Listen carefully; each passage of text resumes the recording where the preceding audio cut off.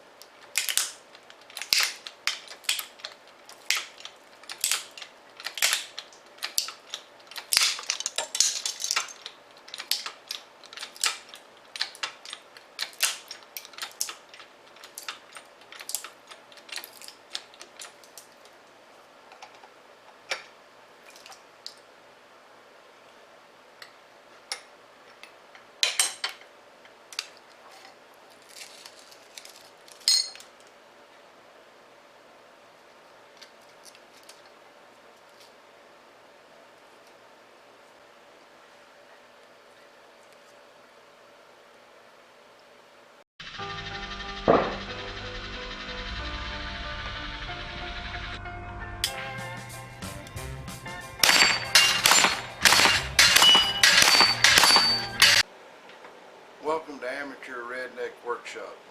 I'm Harold, and since the last video a lot of things have happened. The boss lady and I took a little trip to Florida and Georgia and other places in the east, and we discovered that I-10 is a pretty tough road to get down when you're going east, at least past Lafayette. And we'll show you just a touch of video about that, and then a little bit of video from Florida and from Georgia. And one of the main parts of this video is the fact that it's going to be mostly a view of a car museum in Tupelo, Mississippi. They've got tons of wonderful old cars there, and if you're anywhere within 100 miles of Tupelo, you ought to go down there and take a look at the cars yourself. It's a very interesting museum. Yeah. And since things happened here, well, I went to a bench rest match the other day. There was a lot of people there, but almost all of them were shooting factory rifles, and there was only 2 of us in the unlimited class, and I came in 3rd. I don't know how that happened, but there you are. Life's like that, huh? All right, and I went to the mailbox the other day, actually before I took off me and the boss lady took off for the trip, and I pulled out a package, and I thought, well, it's addressed to me, but I don't remember ordering anything. And I opened it up and look what was in it. Yeah, I know a lot of you already got this figured out. There was this little red tube in there, and this little thing right here says Amateur Redneck Workshop, and it says Harold, and it says Randy Richard in the shop. I'm sure that an awful lot, maybe all of you already know what this is, but this is a genuine Randy Richard handmade scribe. There you are, and I think it's an honor to have one of these, and I'm definitely going to use it every chance I get. I'll put it right here on the workbench, right where I can get it next time I'm working on something. Now the car video is going to move kind of fast, and so if you want to look at a car a little while, you have to stop your video, pause it, and you can look at the car all you want to. I started out with my video camera, and when the battery died, I took up the rest of it with an iPhone, so you may see a little difference somewhere along in the middle. And I'm going to try to keep the video kind of short, so it may be a 2-parter to get all the car museum in. But don't skip too far down, because we got the Florida surprise and the Georgia surprise on here. And we're going to do the 10th Amendment today and finish off all the amendments, at least all the Bill of Rights part of the amendments. There's 20 some odd amendments to the Constitution, but the rest aren't quite as interesting. And we'll probably have a Bubba joke at the end of this, so stick around to see it through, or, you know, if you fast forward, expect when you get to the end there's old Bubba joke, you know. Alright, well anyway, having said all that, let's get on with the video.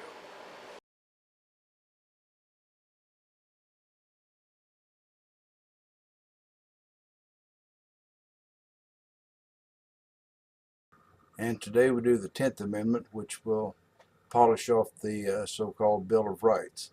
This is probably not interesting to non-citizens of the U.S., and if so, you can fast forward a couple of minutes and get around it. Anyway, the 10th Amendment to the Bill of Rights has got simple language.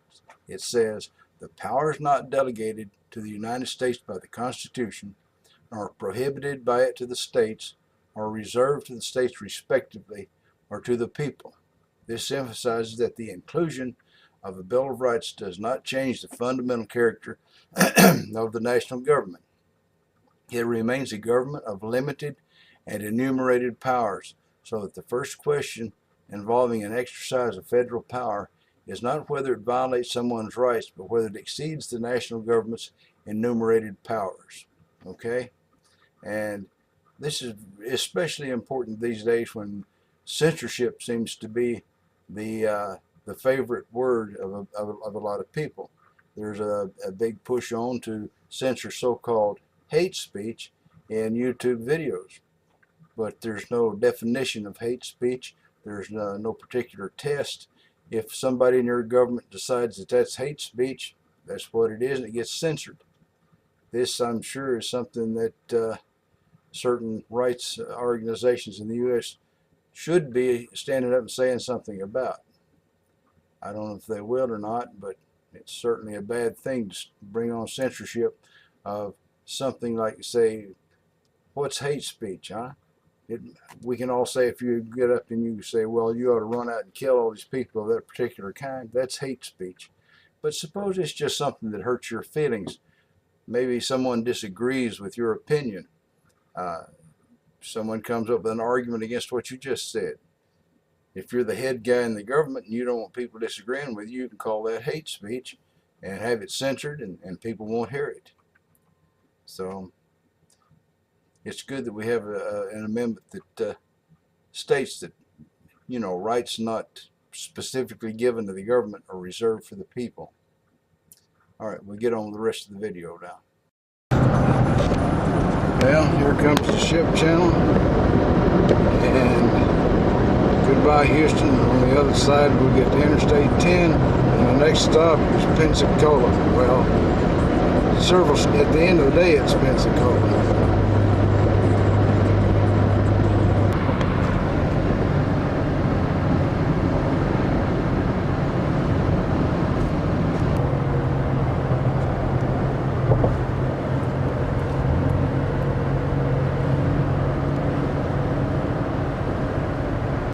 We're just zooming along towards Florida, stuck in the midst of a Louisiana traffic jam. And we've had several miles of this. See Keith Rucker. Oh, okay. And then after that we're going up Stone Mountain for the park up there. That's a nice place. Y'all ever been there? No. It's amazing whenever you stand there and look at that. Well, I'll tell you one thing. A-Bomb is bigger in person than he is on camera, and his equipment is a lot bigger in person than it is on video too. Yeah, it ain't quite like seeing it in person, is it? You know. Yeah, I think the video's distorted a little bit on that GoPro. Yeah, this is the real stuff here. That's for sure. I'm gonna turn this off. You know, and sometimes I think the boss lady gets tired of me watching all the videos I do, but. Well, that's really neat. I'm subscribed to a lot of guys, and I rarely have time to watch them. But yeah, I imagine. I'll look through my subscriptions. The famous welding table. You can weld a locomotive on that. And Victor lathe. And then get back here to the really big stuff. Here's the Monarch. That's great. Yeah. That's really nice. Man. He's set up all right in the shaper. I'm sure I've seen that in the video, but I let it slip my mind. That's nice. And a nice mill. All right, so I'm going to visit now instead of making video. North Florida, a whole lot better traffic situation than Louisiana where we were in a parking lot. Everything here is just zooming right on along. And here we are in Georgia. And they're glad that Georgia's on our mind.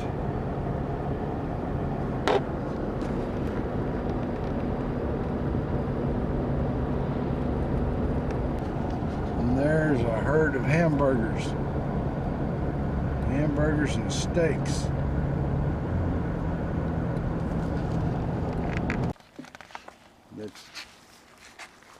Is it going? Yeah. Okay, let me see if I can get both of you there. It focuses all by itself. Yeah.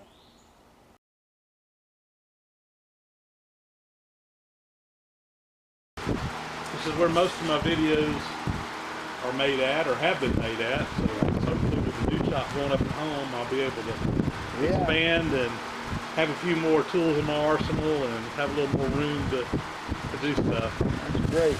You got that's a pretty good sized lathe there, huh? Mm-hmm. Not as big as the one you got at home though, is it? Well, yeah, the swing on the one I got at home's bigger. The bed on this one's about twice as long. So is it? Yeah, that is a long one, isn't it? Yeah. I think you can turn about 9 or 10 feet between centers on this one. I can't remember exactly. I measured it at one point in time, but I don't remember what it was. That's a big one. That's for sure. You can see the back end stays piled up because we hardly ever go out that far. Yeah, I would think not. Lawyer's office. Oh. In the historic village, and they have a bunch of this tin ceiling stuff, and they've been trying to get the paint peeled off of it and get it where they can put it in there and install it in that new exhibit. And anyway, some of it's piled up on my machine right now. Yeah. Horizontal surface, you know. I see right behind the train, huh? Yeah. This is the one that you get to engineer once in a while? Yeah, I fired it up yesterday, as a matter of fact. So I didn't stick around to run it very long. I just came out and helped them fire up.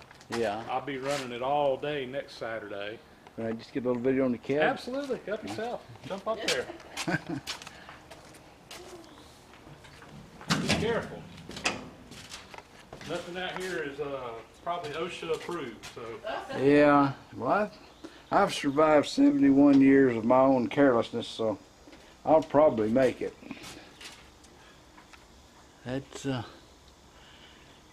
I bet this was a red hot job back. The next step is on to Mississippi and the car museum, so on about here we'll start the cars. Toyo Pet, first Toyota imported into the U.S.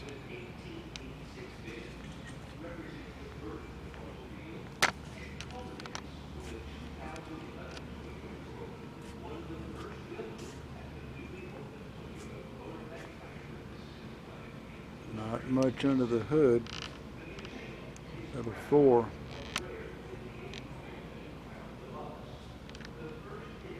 All right, let's move on.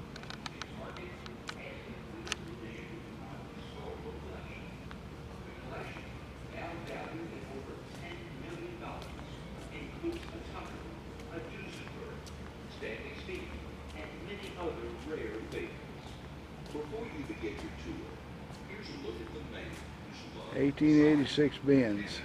and electronics took him around the globe to gather this phenomenal collection of automobiles. Frank Spang was born in Oh, look at that 1927 drivetrain. in North Louisburg, Ohio. At the height of the Depression, his family moved to the Tupelo area. His mother was an elementary school teacher. We're going to get to something a little more modern here.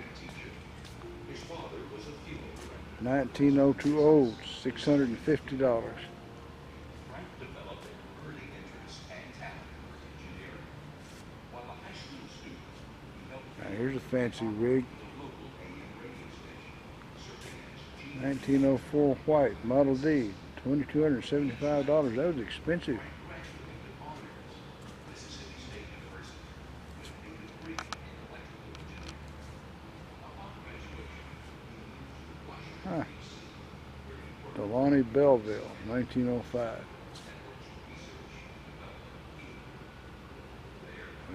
Certainly looks like something from that time period. All right, the promised Bubba joke. Some of you may have heard this way back in one of the earlier videos. Something in the back of my mind tells me I've told it before, but if you're new, you probably didn't see all those first videos, and you probably hadn't heard it anyway. So we're going to go through with it. This Marine and the sailor were buddies, and even though, you know, there's all this rivalry between the Marines and the sailors, and anyway, so they were going to go to this apartment building and pick up the sailor's girlfriend. So they get there, and the sailor tells the Marine, "You wait out here on the curb, and I'll be back with him just a little bit." So while he's standing there, he looks over there, sitting on the curb is little Bubba. And little Bubba's got one of those galvanized buckets, you know, you've seen them. And he's got a stick, and he's stirring away. So the Marine walks over there and says, "Hey kid, what you got in the bucket?" Little Bubba says, "Well, I got manure." Marine says, "Oh, really?" He says, "Well, what are you making?" He says, "I'm making a sailor." Oh, that just tickles the heck out of that Marine, you know. He's just pacing back and forth. Can't wait till his buddy gets back down with his girlfriend. So when the sailor shows up, gets down, he says, "Hey," he says, "You see that kid over there?" "Yeah." He says, "Go over and ask him what he's got and what he's making." So the sailor, you know, goes over there. He says, "Hey kid," he says, "what you got?" Bubba's just stirring away. He says, "Manure." "Oh," says the sailor, "well, what are you making?" He says, "I'm making a sailor." And that sailor jumps back and says, "Dang it," you know, his buddy has done suckered him in there. And he said, and just sort of out of reflection, he said, "Well, why in the heck don't you make a Marine?" And little Bubba says, "Can't, ain't got enough manure." Well, if you feel like it, I'd really like for you to feel like it. You could subscribe and maybe hit the like button even if you didn't like it. Yeah, actually subscribe. That'd make me happy. And until the next video, y'all just keep on keeping on. Bye.